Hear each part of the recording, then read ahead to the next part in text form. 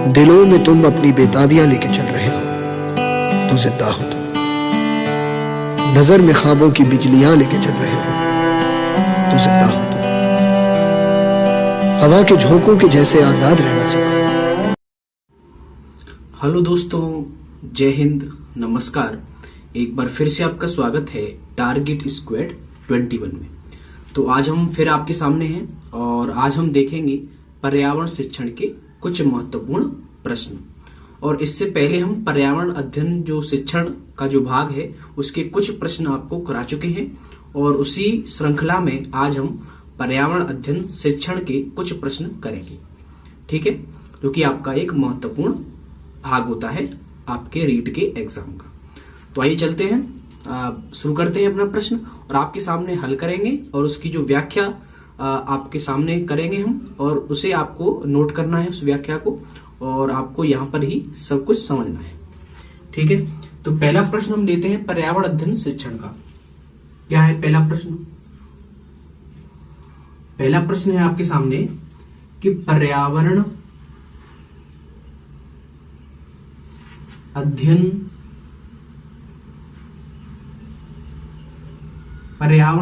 के किस क्षेत्र के अंतर्गत,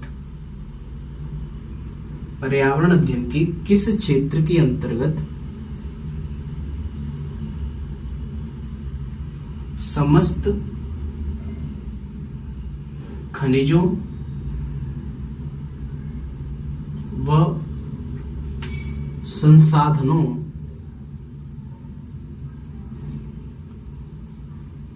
का अध्ययन किया जाता है?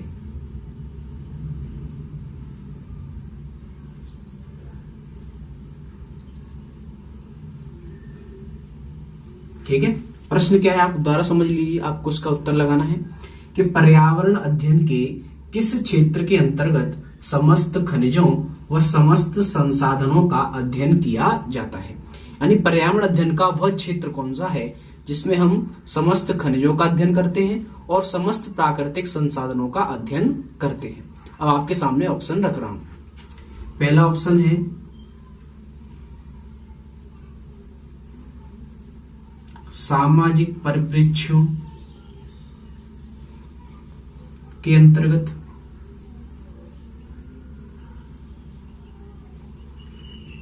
नंबर दूसरा ऐतिहासिक घटनाक्रम के अंतर्गत,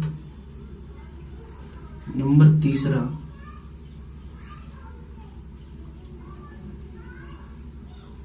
भौगोलिक अध्ययन के अंतर्गत, चौथा समसामयिक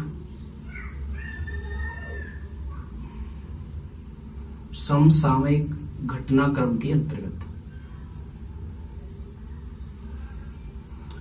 तो मैंने चार ऑप्शन आपके सामने दिए हैं, कौन कौन से?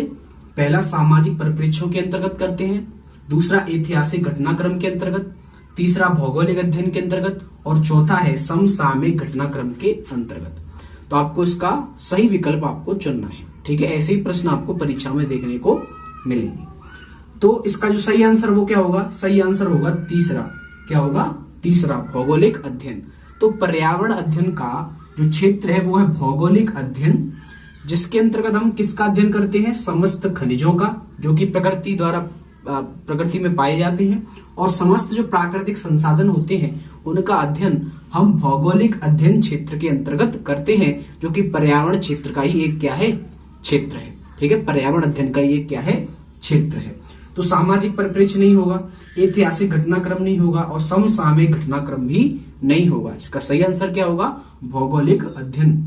तो भौगोलिक अध्ययन वह क्षेत्र है जिसके अंतर्गत हम खनिजों का और संसाधनों का अध्ययन पूर्ण रूप से करते हैं।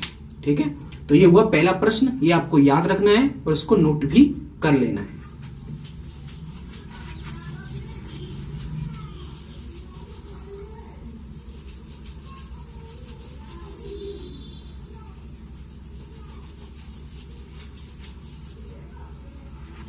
अब हम देखते हैं दूसरा प्रश्न।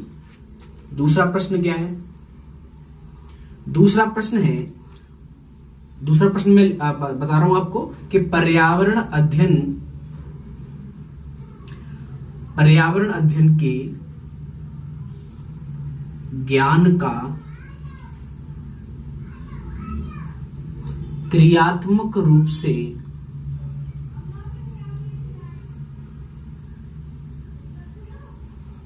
स्पष्टीकरण करना या उसकी पुष्टि करना।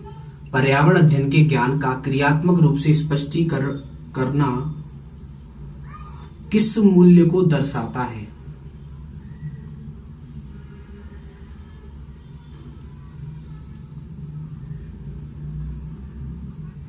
किस मूल्य को दर्शाता है? पहला ऑप्शन लिख रहा हूं मैं, सामाजिक। दूसरा प्रायोगिक। तीसरा अनुशासनात्मक मूल्य और चौथा प्राकृतिक मूल्य। ठीक है, तो मैंने क्या लिखा है, प्रश्न आपको सबसे पहले पढ़ना है, फिर इसका विकल्प सोचना है आपको कि पर्यावरण अध्ययन के ज्ञान का क्रियात्मक रूप से, शब्द पर ध्यान देना है, क्रियात्मक रूप से स्पष्टीकरण करना किस मूल्य को दर्शाता है। यानी पर्यावरण अध्ययन का जो सैद्धांतिक ज्ञान होता है, अगर उसका बालक क्रियात्मक रूप से स्पष्टीकरण प्राप्त करने की कोशिश करे तो वह किस मूल्य का उदाहरण होगा या वह किस मूल्य को दर्शाएगा। पहला सामाजिक, दूसरा प्रायोगिक, तीसरा अनुशासनात्मक और चौथा प्राकृतिक। ठीक है, तो इसका सही आंसर क्या होगा?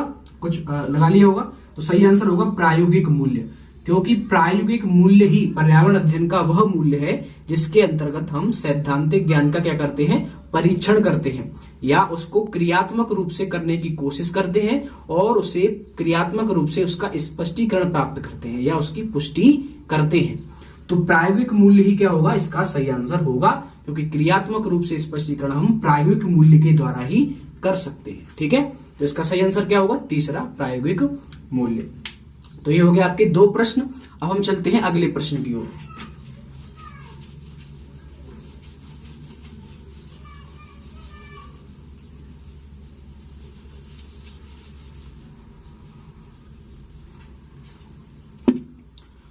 प्रश्न नंबर 3। प्रश्न नंबर 3 क्या है? पर्यावरण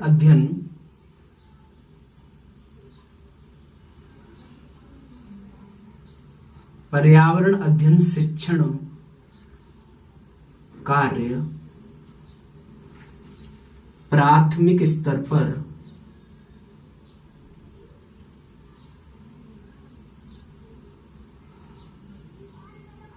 किस कक्षा से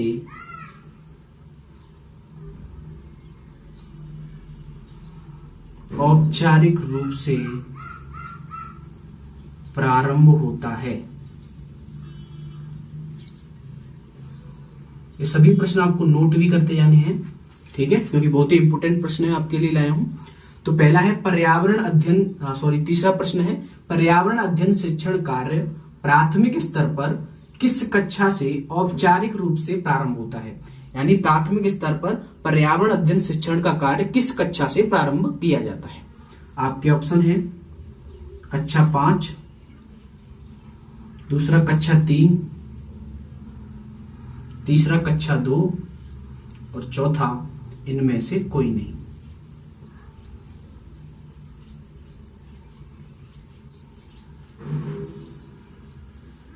ठीक है, तो ये हो गए आपके 4 विकल्प। कक्षा 5 से प्रारंभ किया जाता है या कक्षा 3 से या कक्षा 2 से या इनमें से कोई नहीं। तो इसका आपको सही आंसर लगाना है।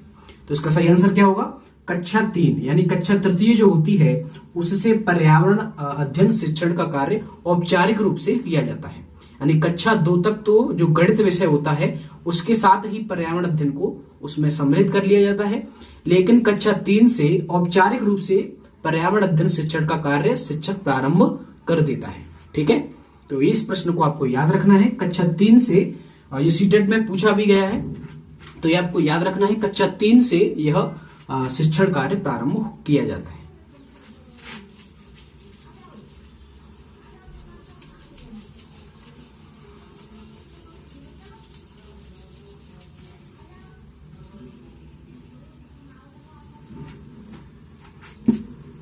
अब हम देखते हैं चौथा प्रश्न। चौथा क्या है? पर्यावरण अध्ययन में पढ़ाई जाने वाली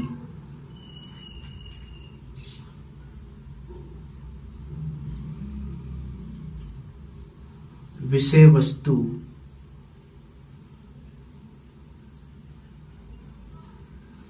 बालकों के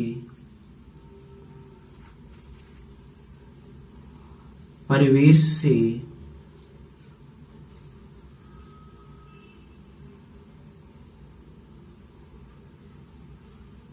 संबंधित होनी चाहिए।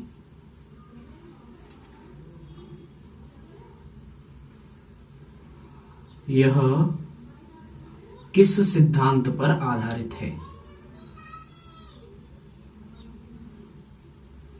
यह किस सिद्धांत पर आधारित है? ठीक है, प्रश्न को एक बार फिर समझा देता हूं आपके लिए, आसान हो जाएगा। प्रश्न ये पूछा गया है कि पर्यावरण अध्ययन में पढ़ाई जाने वाली विषय वस्तु, ठीक है, बालकों के परिवेश से संबंधित होनी चाहिए। यानी पर्यावरण अध्ययन में जिस विषय वस्तु को पढ़ाया जा रहा है वह बालकों के परिवेश से ही संबंधित होनी चाहिए, अन्यथा नहीं होनी चाहिए। ठीक है, परिवेश से संबंधित होनी चाहिए। तो यह किस सिद्धांत पर आधारित है? यानी यह पर्यावरण शिक्षण के किस सिद्धांत पर आधारित है? अब मैं इसके 4 विकल्प आपके सामने रख रहा हूं। पहला विकल्प है अभिप्रेरणा के सिद्धांत पर। ठीक है, अभिप्रेरणा के सिद्धांत पर आधारित है क्या? दूसरा उद्देश्य निर्धारण,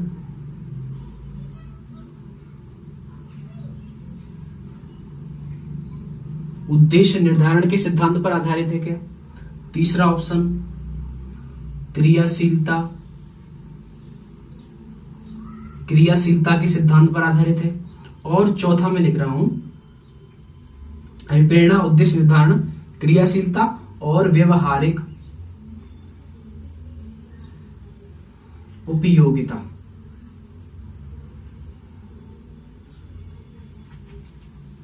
क्या है चौथा ऑप्शन? व्यवहारिक उपयोगिता। तो ये आपको सही आंसर देना है। तो इसका सही आंसर क्या होगा? अभिप्रेरणा नहीं होगा, क्योंकि अभिप्रेरणा से इसका कोई संबंध नहीं है। उद्देश्य निर्धारण से कोई संबंध नहीं है। यहां पर क्रियाशीलता से भी कोई संबंध नहीं है। इसका सही आंसर होगा चौथा, व्यवहारिक उपयोगिता। यानी जो विषय वस्तु पर्यावरण अध्ययन के अंतर्गत शिक्षक पढ़ा रहा है वह बालकों के परिवेश से ही जुड़ी होनी चाहिए।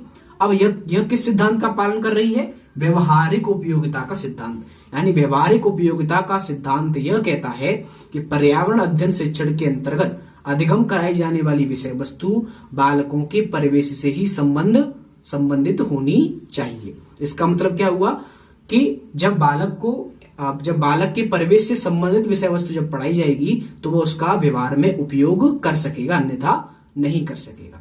तो ये आपका चौथा आंसर हो जाएगा, व्यवहारिक उपयोगिता का सिद्धांत। ठीक है, तो ये आपके लिए 4 प्रश्न आपको कराए गए हैं, तो इनको आपको याद रखना है और नोट कर लेना है। बहुत ही महत्वपूर्ण प्रश्न है और ये जो प्रश्न कराए गए हैं वो सिलेबस के जो न्यू सिलेबस है उसी के आधार पर है आपके सामने। और पिछले लेक्चर में भी आपको कुछ प्रश्न कराए गए हैं तो उनको भी आपको देख लेना है। और अगर वीडियो अच्छी लगी है तो इसको आपको लाइक करना है और इस चैनल को आपको सब्सक्राइब कर लेना है। और सबसे महत्वपूर्ण बात, जो टेलीग्राम लिंक दे रखा है डिस्क्रिप्शन में, उसको आपको ज्वाइन कर लेना है ताकि जो महत्वपूर्ण जो बातें हैं वो रीड के संदर्भ में आपको शेयर कर दी जाए और जो नोट्स हैं वो आपको समय पर ही मिल सके। ठीक है, तो तब तक के लिए आपका बहुत बहुत आभार, धन्यवाद, जय हिंद, नमस्कार।